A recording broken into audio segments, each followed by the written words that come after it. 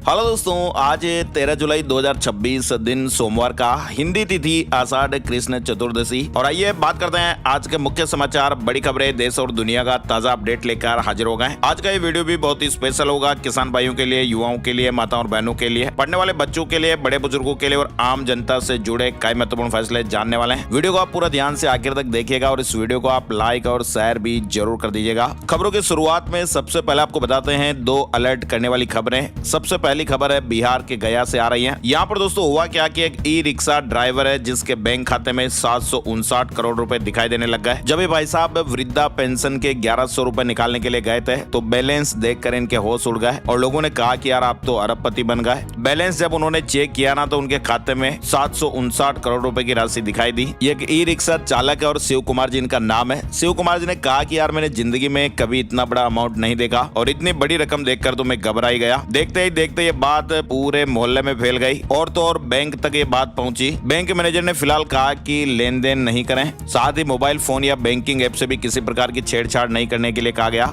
Manager ने कहा कि भाई दूसरे शनिवार और रविवार के कारण बैंक बंद है, इसलिए सोमवार को बात करते हैं, फिर मामले की जांच की जाएगी। और इधर बड़ी खबर आ रही है पंजाब के लुधियाना से। लुधियाना के कैफे के पिज्जा में किस तरह से एक जिंदा कीड़ा निकला है आप देखिए। युवक ने कहा कि मैनेजर ने गलती छुपानी चाहिए। बात सेहत विभाग तक पहुंच गई। सेहत विभाग ने किचन में गंदगी देखी और जुर्माना भी लगाया। वो तो ठीक है कि ग्राहक समझदार थे और उन्होंने घटनाक्रम का वीडियो बना लिया। हालांकि बाद में कैफे मैनेजर ने कहा यार पिज्जा चेंज कर लो, लेकिन ऐसे थोड़ी काम चलेगा। ग्राहक ने मामले की सूचना सीधे सेहत विभाग को दे दी। विभाग भी आया, जांच वगैरह की गई। तो आप देख लीजिए, बाहर का खाना जो लोग ज्यादा खाते हैं, पसंद करते हैं, उनके लिए अलर्ट है। और इधर आप देखिए अमेरिका क्या कुछ करना चाह रहा है। अमेरिका ने अंतरिक्ष में एक 60 फीट चौड़ा शीशा लगाने वाले एक सैटेलाइट प्रोजेक्ट को मंजूरी दी है। अब आप सोच रहे होंगे यार इस शीशे को मंजूरी देने का मतलब क्या हुआ। दरअसल अमेरिका ये चाह रहा है और इसका मकसद ये है ना कि दोस्तों रात में भी सूरज की रोशनी धरती पर पहुंच जाए। कंपनी इसे सोलर फार्म, रेस्क्यू और खेती में इस्तेमाल करना चाहती है। अभी होता ना कि जब हम सोलर वगैरह लगाते हैं तो जब दिन में सूर्य भगवान उस पर अपनी गर्मी डालते हैं तभी सोलर प्लेट से करंट बनता है। लेकिन अब वैज्ञानिक ये कह रहे हैं कि भाई ये तो बहुत बड़ा पर्यावरण और प्राकृतिक जैविक चक्र पर भी गंभीर असर देखने को मिल सकता है, क्योंकि दिन में भी बिजली बनेगी फिर रात में भी बनेगी। अब वैज्ञानिकों को भी डर लग रहा है। अब देखते हैं आगे आने वाले समय में और क्या अपडेट्स आएंगे। फिलहाल बड़ी खबर आ रही है कतर के पूर्व अमीर शेख हमद के निधन पर भारत में राष्ट्रीय शोक, तिरंगा झुका रहेगा। पीएम मोदी ने भी गहरा दुख जताया है। भारत सरकार ने आज सोमवार 13 जुलाई को एक दिवसीय राष्ट्रीय शोक की घोषणा की है। गुजरात के किसान भाइयों को आज बड़ी सौगात मिलने वाली है। अमित शाह दहेगाम एपीएमसी के आज आधुनिक सब्जी उपयार्ड का लोकार्पण करेंगे। गुजरात के गांधीनगर जिले के दहेगाम में अमृत महोत्सव आयोजित होगा।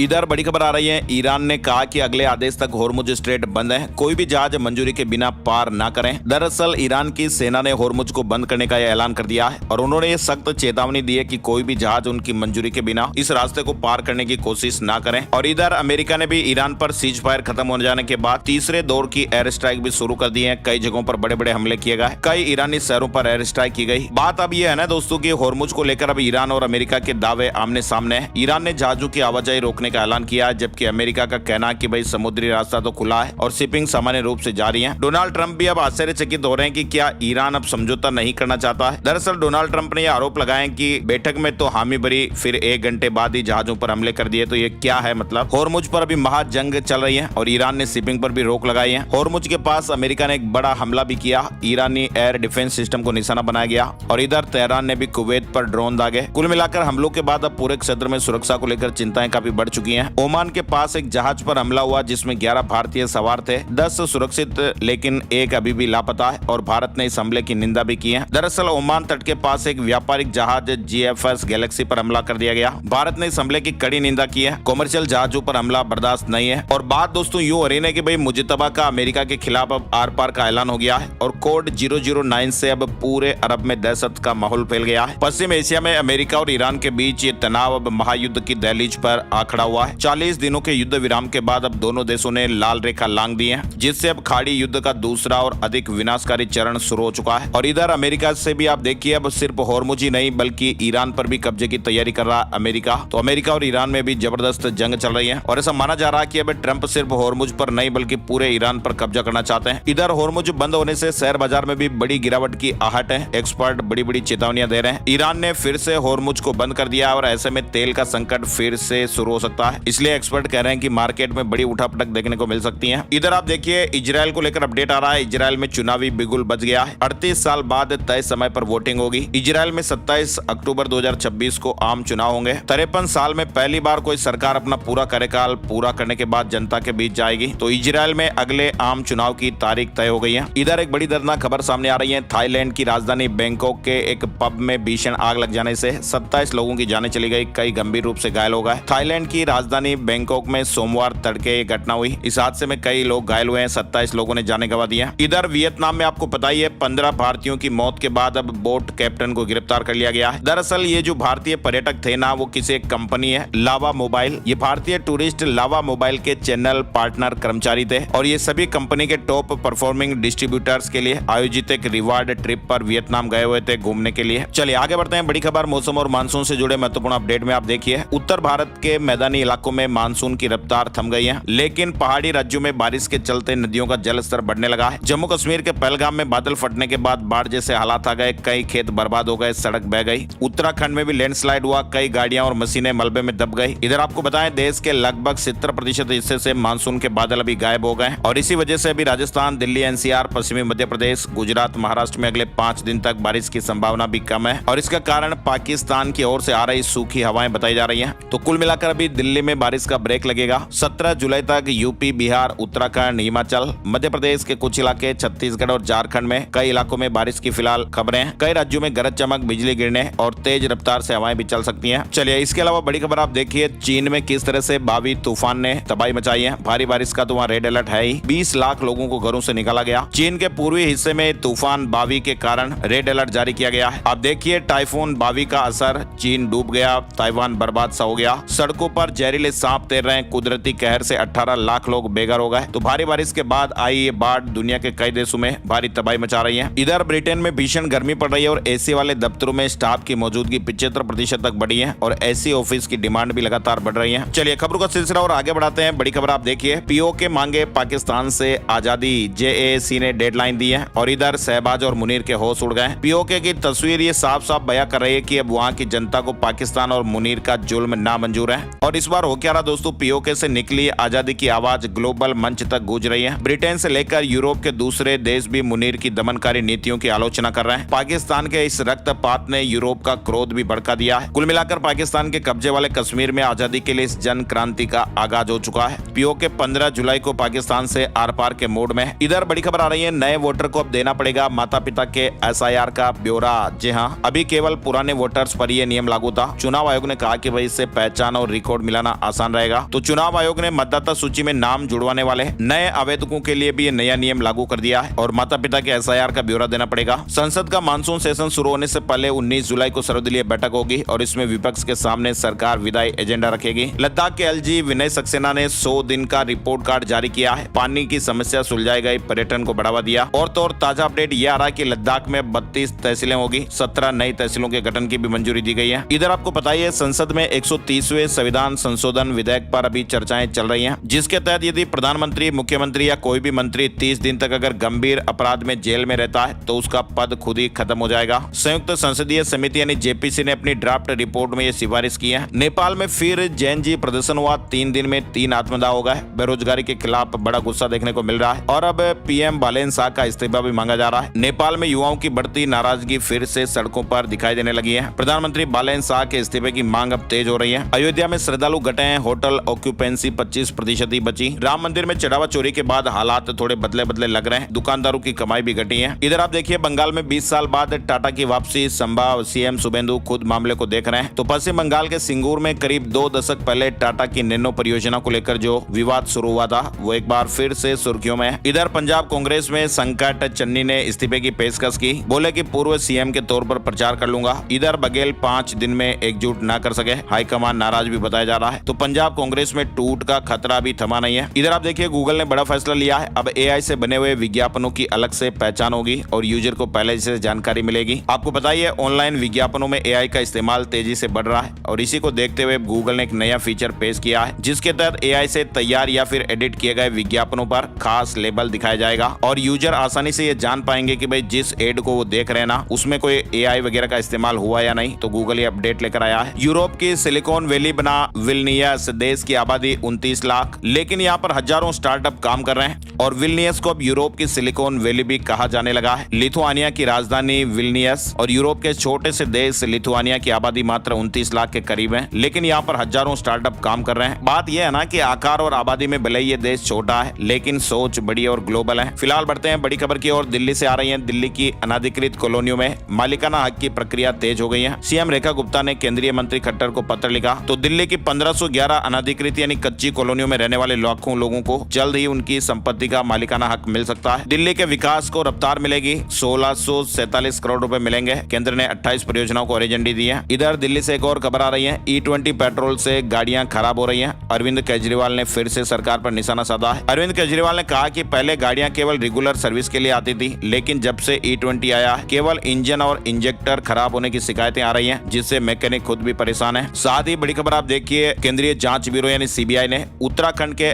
LUCC चिटफंड घोटाले में ये बड़ी कार्रवाई की है। 18 आरोपियों के खिलाफ चार्जशीट दाखिल की गई है। हजारों निवेशकों से ठगी के आरोप लगे हुए हैं। ये घोटाला पोंजी स्कीम के जरिए निवेशकों को ठगने से जुड़ा हुआ है। साथ ही बड़ी खबर आप देखिए, EPFO 3.0 से जुड़ी ये बड़ी खबर आ रही है। अब PF क्लेम, ट्रांसफर और पासबुक के लिए आपको चक्कर नहीं लगाने पड़ेंगे। दरअसल EPFO ने CITES प्रोजेक्ट के तहत अपना जो डेटाबेस है वो केंद्रीयकृत कर दिया है। यानी अब होगा क्या दोस्तों, एक ही वेबसाइट से, एक ही पोर्टल से PF क्लेम हो पाएगा, पासबुक की डिटेल जानकारियां ले पाएंगे, UAN ट्रांसफर हो जाएगा और अन्य सेवाएं भी मिलेगी। क्लेम प्रोसेसिंग भी तेज होगी, ऑनलाइन सुविधा बढ़ेगी। इधर PF ट्रस्ट चलाने वाली कंपनियों के लिए गुड न्यूज आई है। EPFO नियमों में बड़ी छूट देगा, ऐसे अपडेट है। EPFO ने एमनेस्टी स्कीम 2026 शुरू की है, जिसके तहत छूट प्राप्त PF ट्रस्ट चलाने वाले संस्थान अपनी कानूनी स्थिति नियमित करा सकेंगे। तो पात्र संस्थानों को कुछ शर्तों के साथ बकाया, हर्जाना, ब्याज और अन्य नियमों में भी राहत मिल सकती है। अनावर AI का असर आप देखिए। अब FMCG सेक्टर की जो कंपनियां हैं, इन कंपनियों में अब नौकरियों पर खतरा मंडरा रहा है। भारत की FMCG कंपनियों में AI और ऑटोमेशन का इस्तेमाल तेजी से बढ़ रहा है और इसका असर अब कर्मचारियों की संख्या पर भी दिखाई देने लगा है। iPhone 17 की डिमांड भी बेकाबू होती दिख रही है। महंगा होने से पहले खरीदने की होड़ मची हुई है और मार्केट में सप्लाई पर असर पड़ रहा है। अब आपको कुछ राज्यों से जुड़े महत्वपूर्ण अपडेट दिखाते हैं जो बहुत ही महत्वपूर्ण है। सबसे पहले तो आप देखिए, राजस्थान में सरकारी कर्मचारियों के लिए राजस्थान गवर्नमेंट हेल्थ स्कीम यानी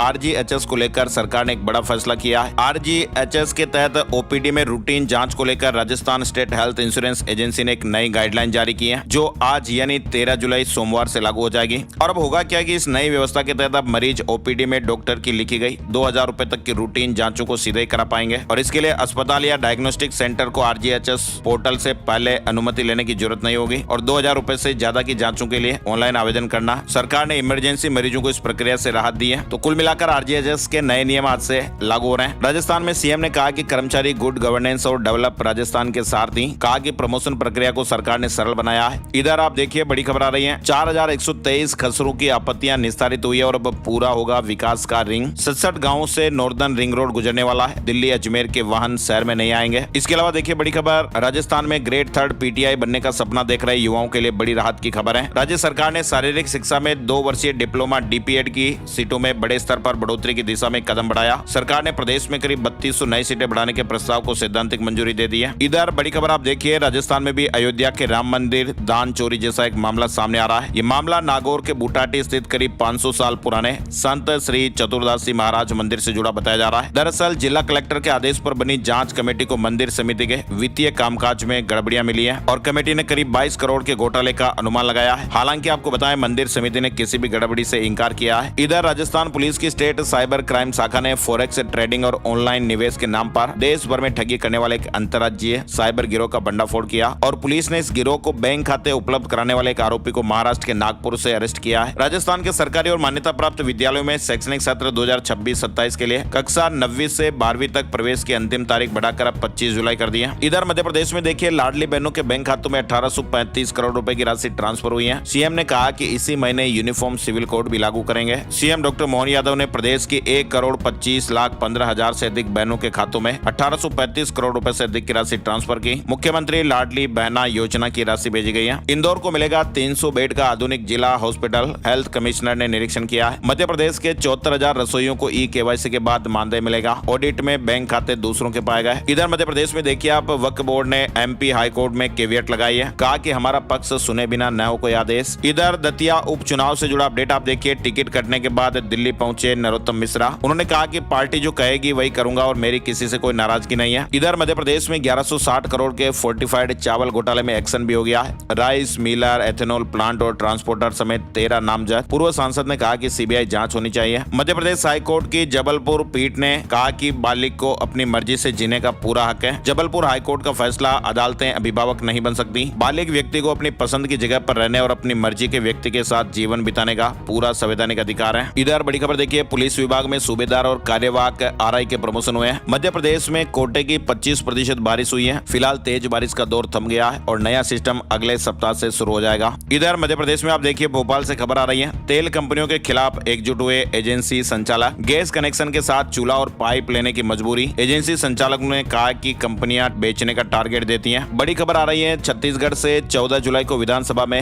अविश्वास प्रस्ताव लाएगी कांग्रेस। विधायक दल की बैठक में यह फैसला हुआ है। रविवार को हुई कांग्रेस विधायक दल की बैठक में इस बात पर सहमति बनी है। छत्तीसगढ़ में मानसून की चाल धीमी हो गई है। 21% कम बारिश हुई है और अगले 5 दिन फिलहाल कई इलाकों में तेज बारिश की संभावना रहेगी। इधर छत्तीसगढ़ में बिना पेरेंट्स के बच्चों को फीस में 50% छूट मिलेगी। महंत कॉलेज की एलुमनाई एसोसिएशन ने फैसला लिया है। रायपुर से जुड़ा अपडेट है। इधर बड़ी खबर देखिए, उत्तर प्रदेश से यूपी में आधी रात 182 पीसीएस अफसरों के ट्रांसफर किए गए और इनमें 54 महिला अफसर भी हैं। कई तहसीलों के एसडीएम बदले गए हैं, जबकि कुछ अफसरों को नई जिम्मेदारियां सौंपी गई है। और तो और आप देखिए, उत्तर प्रदेश के युवाओं के लिए रोजगार का एक बड़ा अवसर। विश्व युवा कौशल दिवस के मौके पर 13 और 14 जुलाई को प्रदेश के 74 जिलों में रोजगार मेले आयोजित किए जाएंगे और इनमें कई निजी कंपनियां योग्य अभ्यर्थियों का चयन करेगी। बड़ी खबर देखिए आप, करीब 9 साल के इंतजार के बाद जीएसटी अपीलीय अधिकरण लखनऊ पीठ 15 जुलाई से सुनवाई शुरू करने जा रही है। जीएसटी विवादों के निस्तारण का इंतजार कर रहे व्यापारियों और करदाताओं को बड़ी राहत मिलेगी। 9 साल का इंतजार खत्म होगा। इधर यूपी में बीजेपी 40% विधायकों के टिकट काट सकती है। खराब परफॉर्मेंस वाले निपटेंगे। राष्ट्रीय अध्यक्ष ने समझाया कि भाई टिकट कटे तो घर नहीं बैठना है, पार्टी को जिताना है। इधर उत्तर प्रदेश में देखिए आप, पशुओं का भी जीवन बीमा होगा। 85% प्रीमियम सरकार देगी। पशु के मौत हो जाने या विकलांग होने पर भी मदद दी जाएगी। यूपी सरकार ने मुख्यमंत्री जोखिम प्रबंधन एवं पशुधन बीमा योजना को मंजूरी दी है।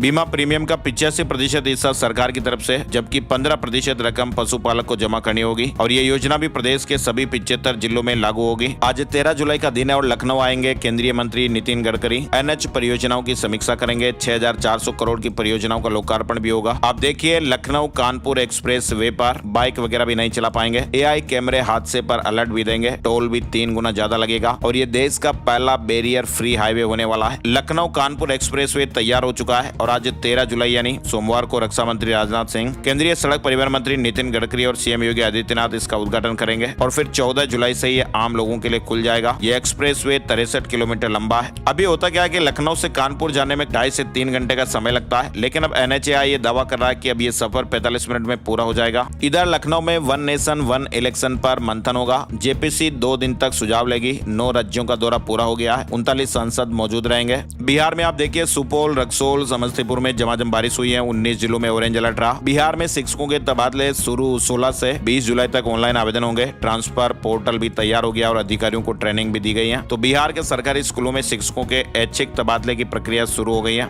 बिहार कटिहार में आप देखिए, गंगा कोसी का कटाव तेज हो गया है। कई बीघा खेत नदी में समा गए। जेसीबी का काम भी रुका। गाँवों और घरों पर भी खतरा मंडरा रहा है। पटना में अब ऑनलाइन ढूंढ सकेंगे हॉस्टल और पीजी। इंजीनियर के छात्रों ने एक ऐप बनाया है। तो बिहार के कई शहरों से छात्र छात्राएं कंपटीशन एग्जाम की तैयारी के लिए पटना आते हैं, लेकिन इस दौरान बच्चों को सबसे ज्यादा मुश्किलें हॉस्टल या पीजी खोजने में लगती हैं। तो इसी समस्या को खत्म करने के लिए सीट बीट ऐप लॉन्च किया गया है। पटना मेडिकल कॉलेज में भी एमबीबीएस की 50 सीटें बढ़ गई है। अब 250 छात्रों का एडमिशन होगा। बिहार में सीएम सम्राट ने पटना के 3 प्रोजेक्ट का उद्घाटन किया है। स्टॉर्म वाटर ड्रेनेज की सौगात मिली है और जल जमाव की समस्या का समाधान होगा। बिहार में अब होम रजिस्ट्री की सुविधा 75 पार के बुजुर्गों को लाभ मिलेगा। पटना हाजीपुर में सुविधा शुरू हो गई और व्हाट्सएप पर दस्तावेज मिलेगा। इधर झारखंड में आप देखिए, बड़ी खबर आ रही है। 4 सब रजिस्ट्रार पर विभागीय कार्रवाई चल रही है। जमीन का मालिक कौन है ये जांचना सब रजिस्ट्रार की जिम्मेदारी नहीं। हाईकोर्ट ने बड़ा अपडेट दिया। पंजाब के किसान आज बाइक पर चंडीगढ़ पहुंचेंगे। पुलिस ने कई सड़कों पर ट्रैफिक डाइवर्ट भी किया है और लोगों को वैकल्पिक मार्ग अपनाने की सलाह दी गई है। चंडीगढ़ में सोमवार को भारतीय किसान यूनियन राज्यपाल के नेतृत्व में पंजाब के किसान मोटरसाइकिल और कार मार्च निकालेंगे। ये मार्च मोहाली से शुरू होकर चंडीगढ़ पहुंचेगा। इधर बड़ी खबर देखिए आप, केंद्रीय जेल अमृतसर में प्रोजेक्ट उड़ान शुरू हुआ है। राज्यपाल कटारिया ने महिला बंदियों के पुनर्वास के लिए कौशल विकास केंद्र का उद्घाटन किया। इधर पंजाब के तरन में 55 करोड़ रुपए की हेरोइन पकड़ी गई है। बीएसएफ और पुलिस का एक ज्वाइंट ऑपरेशन। चंडीगढ़ में भी शॉपिंग और फेस्टिवल की तैयारियां हो रही है। नगर निगम ने 3 ग्राउंड फाइनल कर लिया है और अगस्त से जनवरी तक कई बड़े इवेंट होंगे, बड़े मेले भी लगेंगे। इधर बड़ी खबर हिमाचल प्रदेश से आ रही है। सरकारी स्कूलों में एआई की एंट्री 6ठी क्लास से ही पढ़ेंगे। एआई यानी आर्टिफिशियल इंटेलिजेंस। हिमाचल हिमाचल प्रदेश में भी आप देखिए कई इलाकों में भारी बारिश का अलर्ट है। मानसून में करोड़ों की संपत्तियों को नुकसान हुआ। सड़कें, बिजली, पानी की योजनाएं भी प्रभावित हुई। फिलहाल 14 जुलाई के बीच प्रदेश के कई जिलों में मध्यम से भारी बारिश की संभावना है। इधर उत्तराखंड में वक्फ संपत्तियों की जांच तेज हो गई है। 10 दिन में रिपोर्ट मांगी गई है। करोड़ों की परिसंपत्तियां जांच के दायरे में। उत्तराखंड में व्हाट्सएप से मिलेगा रोडवेज बस का टिकट। मेट्रो की तर्ज पर नई सुविधा शुरू होगी और QR कोड स्कैन कर पेमेंट भी करवाएंगे। इस हफ्ते की टॉप जॉब में आप देखिए तेलंगाना स्टेट लेवल पुलिस भर्ती 7,437 पदों पर भर्ती चल रही है। बिहार राज्य विश्वविद्यालय सेवा आयोग में 3,687 पदों पर भर्ती। रेलवे में भर्तियां चल रही है 1853 पदों पर। अप्रेंटिस पदों पर ये भर्तियों का मौका है। इसके अलावा यूपी